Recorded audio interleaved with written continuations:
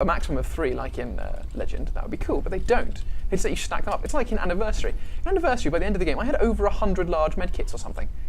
It was just like, yeah, the combat's going to be threatening? Nah. Nice flip.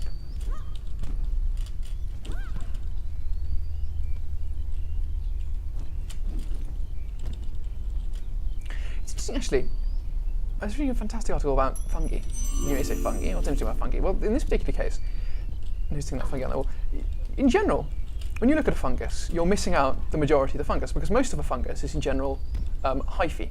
And hyphae are tiny little tendrils of fungoid material, which they extend into whatever the material is that they're living on. Because basically, a fungus is pretty much a device, or how they most work, is they're almost entirely saprophytes, with the exceptions of ones I'm going to mention. And a saprophyte is something that lives on dead tissue. So, for example, when you die in a forest, it's the saprophytes that will break you down, whether they're bacteria or fungi. And what they tend to do is they tend to grow into their medium with these little hyphae, which are very, very thin little tendrils. Got to go that way, but we can't jump. And they release enzymes, digestive enzymes, into the material they're growing in. So, for example, if it's your jam, they're releasing digestive enzymes into it. They digest it and they slurp up the newly digested material. So when someone scrapes the top layer of fungus off their jam, they're probably missing most of the fungus, which will be below the top layer. Because if you think about it, the top layer is making no contact with the material, so it can't really be getting much out of it. Anyway, in some species of fungus, they have hyphae that contain tiny little loops. What they do with these loops, bizarrely, is they trap nematode worms, tiny little flatworms and roundworms that live in the soil, walk into the nooses, stumble, and they get trapped, and then they get killed and decomposed. I think that's truly bizarre. The concept of a carnivorous fungus is... And sure enough, she's going to be decomposed by the denizens of the forest. Isn't that? Oh yeah, over here, right. Okay. We'll do it this way then, fine. I'm not sure that was necessary. Oh yeah, that probably was a bit too far. Okay.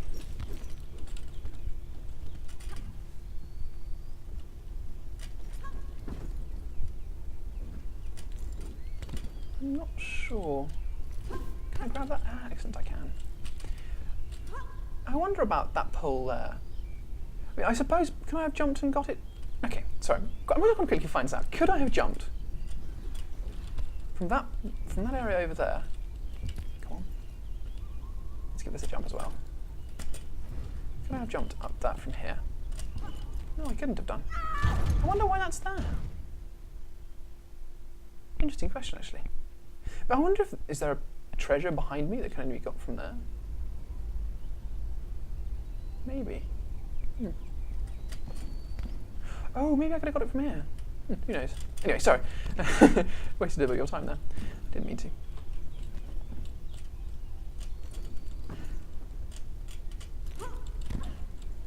I quite like the fact in this that there's a lot of... Sorry, I'm not really doing this very well. Yes. You might well stumble, given how many times you've fallen into that pit.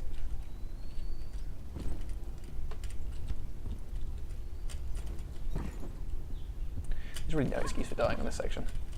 I don't know why I pressed spacebar in this section either, but who knows.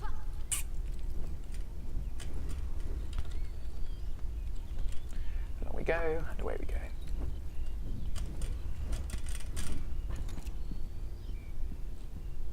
What's in here? Nothing.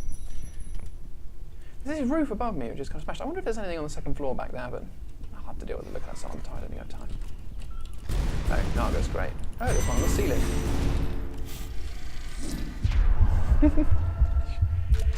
That's an example of her being helpful and pointing it out by sticking her gun.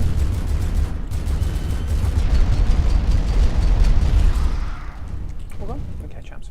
Now, you may have noticed this is mirrored to an area we were in earlier, or is a mirror image of. And what this is it's the mirror image over there. So now we're going to have a quick look at this statue because I feel it deserves a bit of examination. This statue is meant to be of the god Shiva, Hindu god Shiva, standing on top of his mistress Kali. Okay, no, that's fair enough. It's not a bad representation. You can see the snake there as the naga around his neck. That's fine. The problem is the inscription at the front is in Vedic Sanskrit.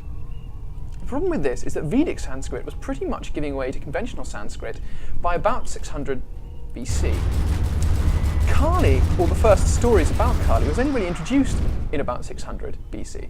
So it's odd that she's represented in her aspect as Shiva's mistress, when the first stories about her are pretty much that this is Kali and she will fuck you up. Kali, whose name sort of means black, and she's normally represented as having black skin, is a goddess whose aspect one can normally regard as being to do with wholesale and wanton slaughter.